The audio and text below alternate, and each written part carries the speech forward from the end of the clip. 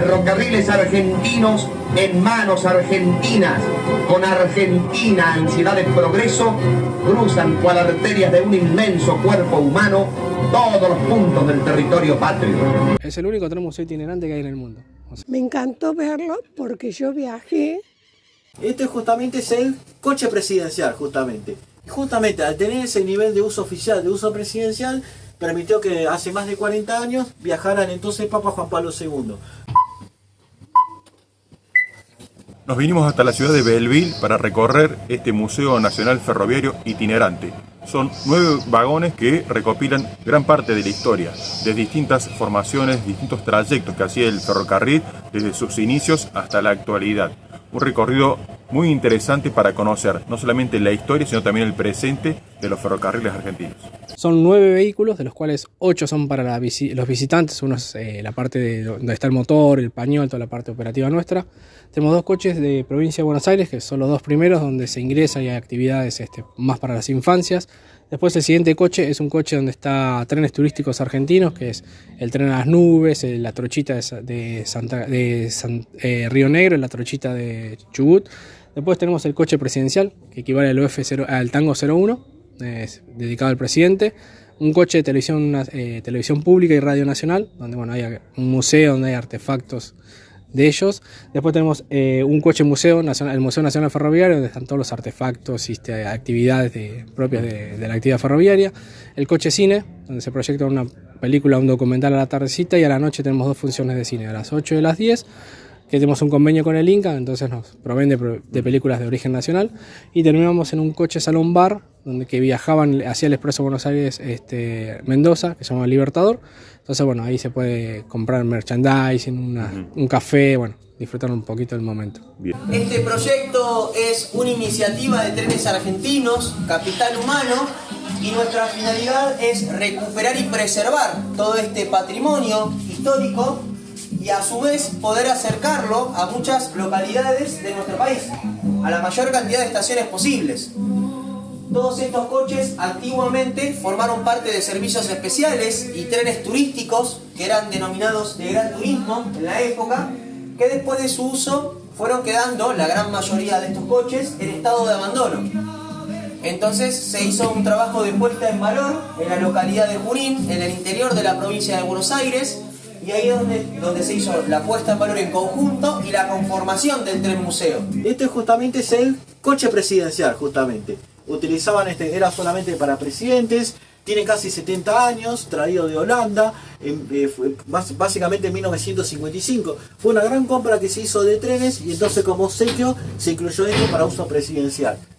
Y justamente al tener ese nivel de uso oficial, de uso presidencial, permitió que hace más de 40 años viajaran entonces Papa Juan Pablo II, cuando vino de visita a la Argentina. Como vemos acá, viajó en este coche en 1982, allá en la zona de Buenos Aires, de Morón hacia Luján. Por eso están también las 2 banderas, que está la bandera argentina y la bandera del Vaticano, que es la casa del Papa allá en Italia. Este coche tiene también un decorado muy especial, está todo alfombrado a lo largo del coche, tiene una madera muy especial de decorado, que es una madera de sándalo rojo. Vemos también la silueta de la Argentina, toda grabada en plata, incluyendo también la Antártida también. Estamos en el coche museo. Originalmente este era un coche de clase turista o segunda clase, como se conocía en un principio, y fue modificado en los talleres de Junín Mario Mioni para poder albergar parte de la colección del Museo Nacional Ferroviario. Y la muestra que tenemos acá está dividida en 5 sectores principales en los cuales se puede dividir el ferrocarril, que son vía y obra ya al principio, y acá tenemos gerencia, y del otro lado tenemos maquinistas y conducción, señalamiento y telecomunicaciones. Estos son elementos que fueron en su momento de uso cotidiano del ferrocarril, y hoy obviamente ya quedaron fuera de uso. La gran mayoría de estos ya cumplieron su ciclo útil, pero hay algunos objetos que se siguen usando hoy en día, por ejemplo, este aparato de bloqueo que se usa en la vía Mar del Plata y sirve para autorizar a un maquinista a utilizar un tramo de vía sencilla, que es cuando hay una sola vía entre 2 estaciones para que vayan y vengan los trenes. Sino también las palancas de cambio, clásicas de cualquier estación importante, para desviar a los trenes. Estos eran los teléfonos portátiles, digamos. Sí. Y se llevaban en todos los trenes en caso de emergencia, y el guarda se bajaba si surgía alguna emergencia y se conectaba a la línea telegráfica con dos cables que salían de estos bornes. Después había que darle corriente con esta manivela para energizar al magneto, que vendría a ser la batería, y de ahí una vez que se conectaba, se comunicaba con un operador que le redirigía la llamada al personal correspondiente. ¿Qué tiempo hace que este tren museo esté recorriendo el país? Nosotros arrancamos en agosto del 21, en Junín, y de ahí no paramos, salvo los momentos en que, bueno, como es una formación de los años 50 y 60, la mantenemos, la mimamos, y entonces entra a nuestro taller, que es el taller de Junín, y ahí se hacen las reparaciones necesarias. Bien, y este es el único que hay en el país, digamos, con estas características. Tren museo es el único en el mundo, es el único tren museo itinerante que hay en el mundo. O sea, donde uno puede disfrutar distintos coches icónicos del país, es el único. ¿Y cómo se van determinando o se van eligiendo las localidades donde para, donde hace, digamos, esta estadía para que la gente pueda visitarlo? Bueno, tenemos varios condicionantes. Fundamentalmente buscamos ciudades o lugares que tengan una impronta ferroviaria, sea un taller, sea un pueblo, sea... Esta estación fue la primera que tuvo un servicio interprovincial. Y otra después se condiciona mucho la parte operativa. Por ejemplo, bueno, Villa María, por un tema de operativo de frecuencia de los trenes locales, no tenemos vía donde estacionarlos, con lo cual se perjudica el servicio local.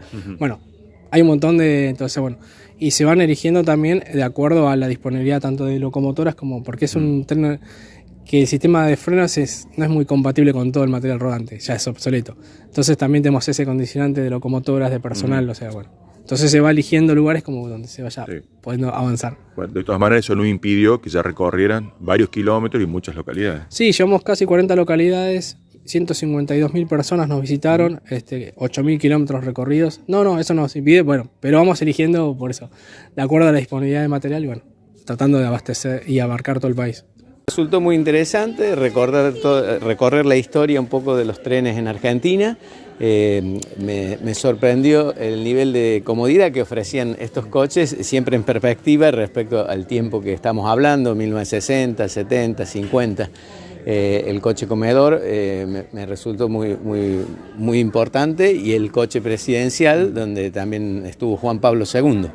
Y bueno, un poco una historia del esfuerzo que ha hecho nuestro país en, digamos, proporcionar un medio de transporte importante, vincular el país en todas sus rutas y su geografía, por lo cual, bueno, pienso que es importante que la gente lo conozca, y Dios quiera que sirva también para poder seguir avanzando en un medio de transporte que hoy por hoy, tal vez por los tiempos, digamos, no brinda la utilidad, digamos, o no se usa tanto como era antes. Me encantó verlo porque yo viajé en los años 67 y 70. He viajado en pullman, he viajado en camarotes, y ver todo conservado me impresiona, me encantó. Es como que me trajo los recuerdos de mi adolescencia. Muy lindo. Además, permite conocer mucho de la historia de lo que son los ferrocarriles. Digamos. Y sí, haberlos perdido o vendido como hicieron fue doloroso. Con Argentina, ansiedad de progreso, cruzan cual arterias de un inmenso cuerpo humano todos los puntos del territorio patrio.